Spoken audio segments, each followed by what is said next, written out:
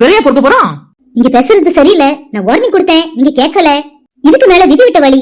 நாங்க பாத்துக்கிட்டோம், நீ உன் வாயை பொத்து. சரியில்லை, ரொம்ப ரொம்ப சரியில்லை. நீங்க பேசுறது என்னால கேட்க முடியல. கேட்க முடியலன்னா போய் சாவு.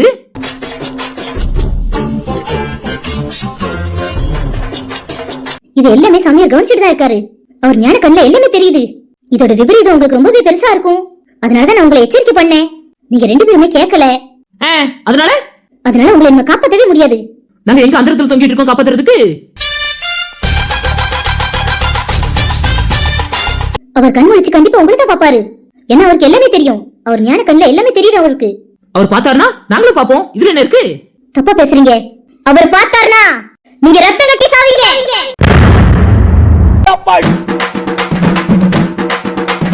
அமுகு டுமுகு அமால் டுமால்.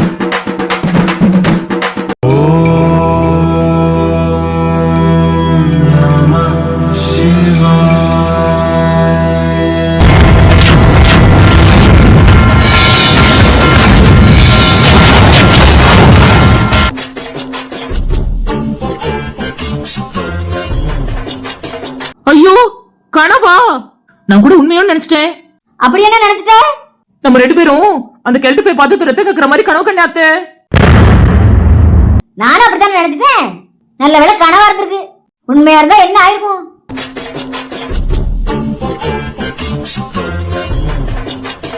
அதெல்லாம் ஒண்ணு ஆயிருக்காத அத்தை.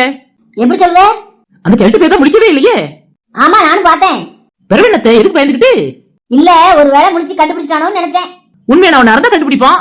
என் போலீசாமியார் தானே, சும்மா தானே உட்காந்துருக்கான். காலவாணிப்ப எவ்வளவு நேரம் தூங்கிட்டு இருக்கான் பாருங்களேன்.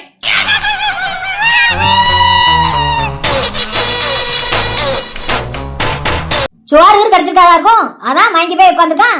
இருக்கும் அத்தை. அப்ப கம்பச்சு தான் அடிச்சு எழுப்பணுமா? தெரியலையே. இன்னும் நீங்க உங்க வாய் மூடல. நீங்க ரத்தம் கக்கி சாப்பிடுறது உறுதி. கிழிச்ச போடி.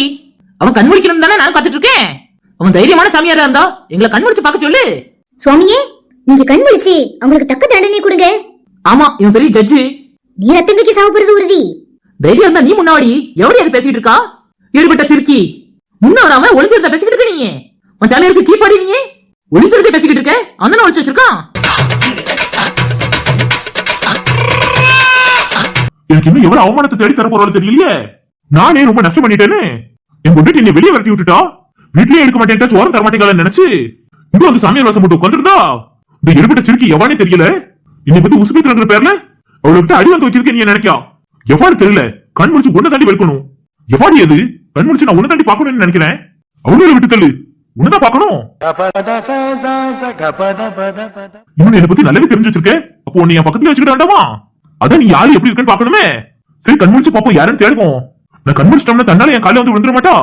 அவள் தான் பார்க்க ஆர்வப்படுறேன். சரி, அவள் பிறகு பாத்துப்போம். என்ன எப்படியும் அவ நம்ம காலையில வந்து விளக்கா போறா. இப்ப முன்னாடி நிக்க பாத்துப்போம். ஓவரா பேசிட்டு இருக்காளுவ. ஒன்னு 2 எடுத்து விடுவோம். அவ கண்ணு மூடிட்டு இருந்தானா அவ உண்மையான பக்தை. ஒருவேளை அவ முடிச்சிருந்தானா அவ நம்மள நம்பாம தான் வேலை பார்த்துட்டு இருக்கா. சரி, கண் முடிச்சு பாப்போம். என்ன நம்மள மாதிரியே காலி விட்டுருக்கா? அத்தை அத்தை கண் முடிச்சிட்டான்.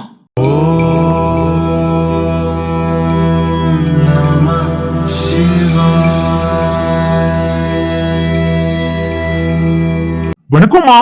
சுவாமி கண் முடிச்சிட்டாரு. எல்லாருக்கும் வணக்கம். எல்லாரும் நீ நம்பி வந்திருக்கீங்க. அந்த ஈஸ்வரன் அருளால உங்க யாரையும் நான் கைவிட மாட்டேன். ரொம்ப சந்தோஷம் சுவாமி. என் தேவை என்னன்னு உங்களுக்கு தெரியும். இல்லமா, நான் உங்ககிட்ட பேர பேசுறேன். சரி சுவாமி. முதல்ல நான் யாருக்கு அருள் கொடுக்கணும்னு அந்த ஈஸ்வரனை என்கிட்ட சொல்லியிருக்காரு. அதனால நான் அவங்களுக்கு தான் அருள் கொடுப்பேன். சரி சுவாமி. அம்மா, அந்த வளர்த்தியா நிக்க பெரிய பொண்ணா, இங்க வாமா பெரிய பொண்ணு. சுவாமி, அவ பேர் பெரிய பொண்ணு தானே, உங்களுக்கு எப்படி தெரியும்? எக்க ஒருவேளை அவருக்கு ஞான கண்ணுல தெரிஞ்சிருக்குமோ? இருக்கும் பத்மா. அப்ப உண்மையில அவ பேர் பெரிய பொண்ணு தானா? நான் வளர்த்தியார் கண்ணு அடிச்சு விட்டேன். சரி, எல்லாம் நல்லதுக்குதான்.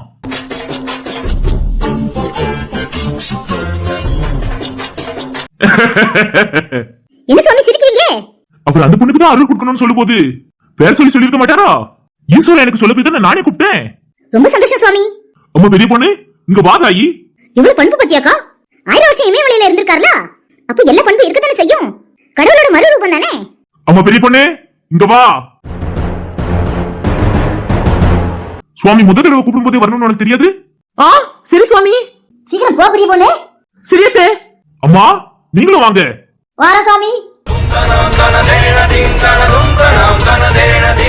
எக்கா கவனிச்சியா? அவங்க 2 பேரும் மட்டும் கூப்பிட்டு பார்த்தா அவங்க 2 பேருக்கு சரியான தண்டனை கொடுக்க போறாருன்னு நினைக்கேன். இருக்கும் பத்மா, கொஞ்சம் நெஞ்ச பேச்ச பேசினவ 2 பேரும் கொஞ்சம் கூட சாமியார நம்பலதே. இப்ப பேர் சொல்லி கூப்பிட்டு வரணும்னே பொட்டி பாம்பா அடங்கி இருக்கவே நம்பி முன்னாடி போறவே இன்னொரு என்ன கொடுத்தாலும் அவங்க வாங்கிக்கிட வேண்டியதான். அதெல்லாம் நல்லதுதான் செய்வார் அண்ணி. சாமியார்களுக்கு கோவம் வராது. பெரிய அதட்டி கூப்பிட்டாரு, உடனே போலன்னு உடனே அது செல்லமா கூப்பிட்டாரு. உங்களுக்கு அப்படிதான் தெரிஞ்சதாங்க அதட்டி கூப்பிட்ட மாதிரி.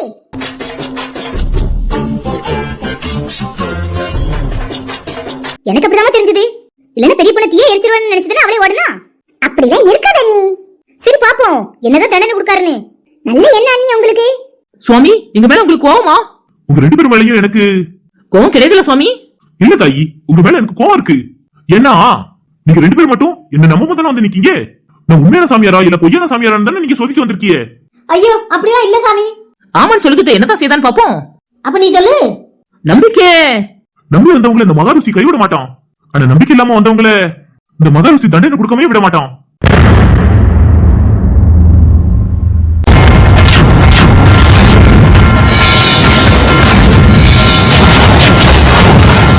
நாங்க உங்களை நம்பிதான் சாமி வந்தோம். தாயி, எனக்கு எல்லாம் தெரியும். ஞானக்கண்ல எனக்கு எல்லாமே தெரிஞ்சது. இங்க வந்து நீங்க 2 பேரும் பேசிட்டு இருந்தீங்களே, அது மட்டும் இல்ல, நீங்க வீட்டுல இருந்து பேசிட்டு வந்தீங்களே, அதுவும் எனக்கு தெரியும். நீங்க நம்ப வந்ததுக்கு உங்களுக்கு என்ன தண்டனை தெரியுமா? என்ன சுவாமி தண்டனை கொடுக்க போறீங்க? இந்த மகாருசி ஒரு பார்வை பார்த்தாமனா இந்த இடத்துல நீங்க 2 பேரும் சாம்பலா போயிருவீங்க.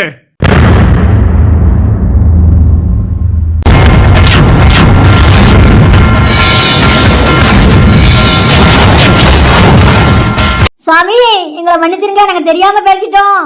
அப்படி எதுவும் எங்களை செஞ்சிடாதீங்க. நாங்க தெரியாம பேசிட்டோம், எங்களை மன்னிச்சிருங்க. என்னம்மா எல்லாமே நீயே சொல்ற? இவன் எதுவும் சொல்லாம இருக்கா? சுவாமி, நான் தப்பு பண்ணிட்டேன், என்னைய மன்னிச்சிருங்க. நான் இன்னும் அப்படி பேச மாட்டேன் சுவாமி. நான் உங்களை முழுசா நம்புறேன் சுவாமி. நீங்க உண்மையான சாமியார் தான், நான் நம்புறேன். அது என்ன சுவாமி அஜித் மாதிரி பேசுறீங்க? அஜித் ரசிகனா நீங்க? அஜித் என்னோட பக்தன். விஜய் இல்லையா சுவாமி? அவனும் என்னோட பக்தன் தான். அவனுக்கு நான் வரம் கொடுத்ததுனாலதான் அவன் இந்த தமிழ்நாட்டுக்கு முதலமைச்சரா இருக்கான்.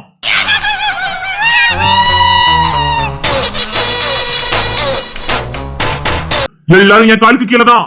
நான் வரம் கொடுத்தா யார் யார் எங்க எங்க போகணுமோ அங்கங்க கொண்டு போய் சேர்த்துருவேன். சுவாமி எனக்கு ஒரு ஆசை இருக்கு.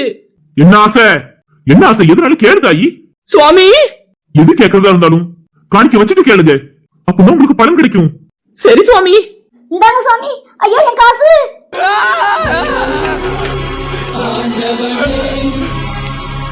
எனக்கு நீ 500 ரூபாய் கொடுத்தனா இதை நான் பல மடங்கு திருப்பி தருவேன். அதனால ஐயோ என் காசுன்னு சொல்லி மட்டும் கொடுக்காத, மனப்பூர்வமா கொடு, அதை நான் வாங்கிக்கிறேன். சரி சாமி, ரொம்ப கஷ்டப்பட்டு உழைச்ச காசு. கிடைக்கும், பலன் கிடைக்கும். சரி சாமி. இப்ப கேளு தாயி. எனக்கு ரொம்ப நாள் ஒரு ஆசை இருக்கு சுவாமி. அத நீ காணிக்க வச்சிட்டியே, என்ன சாமி என்கிட்ட சொல்லு, நான் அதை நிறைவேற்றுறேன். சுவாமி, எனக்கு ரொம்ப நாளா சுவிட்சர்லாந்து போகணும்னு ஆசை, அதை மட்டும் நிறைவேற்றி தந்திருக்க சுவாமி.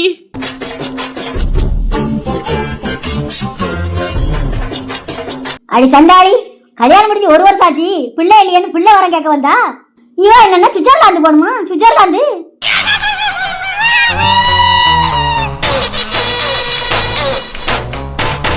எனக்கு என்ன தேவையோ அதான் அதை கேட்க முடியும். அப்ப உனக்கு பிள்ளை வேண்டாமா? வேணுதான், அங்க போய் பெத்துக்கிறேனே. அட சண்டாளி, என் காசை பூரா அப்படி கரியா கரைக்கியே. இதான் ஆசையா தாயி? இல்ல இல்ல, அதெல்லாம் வேண்டாம், பிள்ளை வரம் கொடுங்க.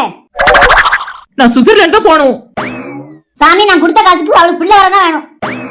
எனக்கு சுவிட்சர்லாந்து தான் போகணும். பிள்ளை வரம் வேணும். சுவிட்சர்லாந்து போகணும். நீங்க 2 பேரும் இருக்க வேண்டிய ஆட்களே இல்ல. 2 பேரும் என்ன மேல அனுப்பிடுவேன். அமுகு டுமுகு அமால் டுமால். எங்களுக்கு வரமே வேண்டாம், நான் துட்டை மட்டும் எடுத்துக்கிறேன்.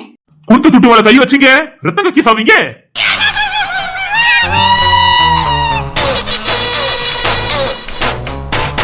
என்ன நம்பி வந்த மக்களே எல்லாரும் இங்க வாங்க. உங்களுக்கு என்ன வரம் வேணுமோ கேளுங்க, அதை நான் உங்களுக்காக அள்ளி அள்ளி தருவேன். சரி சுவாமி. வழக்கமா ஆளுக்கு காணிக்க வச்சிருங்க, காணிக்க வச்சுட்டு கேளுங்க, நான் வரம் தரேன். சரி சுவாமி. உங்க பேர் என்ன சுவாமி? இதுதான் உனக்கு தேவைப்பட்ட வரம். இல்ல சுவாமி, இப்ப போனால ஒருத்தி, அவ மகாரிஷின்னு சொன்னா, அதான் உங்க பேர் என்னன்னு கேட்டேன். அதுக்கு முன்னாடி நான் எத்தனை தடவை என் பேர் சொன்னேன் தாயி? அது உன் காதுல விழலையா தாயி? விழல சுவாமி. சரி தாயி, காணிக்க வச்சிரு, நான் பேர சொல்றேன். என்ன சுவாமி, பேரை கேட்டதுக்கு காணிக்க வச்சிட்டு தான் கேட்கணும்னு சொல்லியே. என்கிட்ட எந்த கேள்வி கேட்டாலும் அதுக்கு நீங்க காணிக்க வச்சுட்டு தான் கேட்கணும். அந்த கேள்விக்கு எனக்கு பதில் வேண்டாம் சுவாமி. அப்போ உனக்கு தேவைப்பட்டது என்னன்னு கேளு. கேக்குற சுவாமி. என் மகளுக்கு கல்யாணம் முடிஞ்சு 3 மாசம் ஆச்சு. அவளுக்கு பிள்ளை இல்ல பாத்துக்கங்க. என்ன சொல்ற? பிள்ளை இல்லையா? ஆமா சுவாமி, அதுக்குதான் உங்ககிட்ட வந்திருக்கோம். அதுக்கு நீ வந்து கேட்ட எப்படி தாயி? என்னால அவளுக்கு பிள்ளை வரம் கொடுக்க முடியும்? உன் மகனை கூட்டிட்டு வா, நான் அவளுக்கு பிள்ளை வரம் தரேன். சரி சுவாமி. இப்பவே கூட்டிட்டு வா. இப்ப போறேன். சரிமா. காணிக்கே நந்தன் வரம் கொடுக்கலையே, நான் அவளை பார்த்துட்டு தான் வரம் கொடுக்க முடியும். கூட்டிட்டு வா தாயி, சீக்கிரமா கூட்டிட்டு வா. சரி சுவாமி.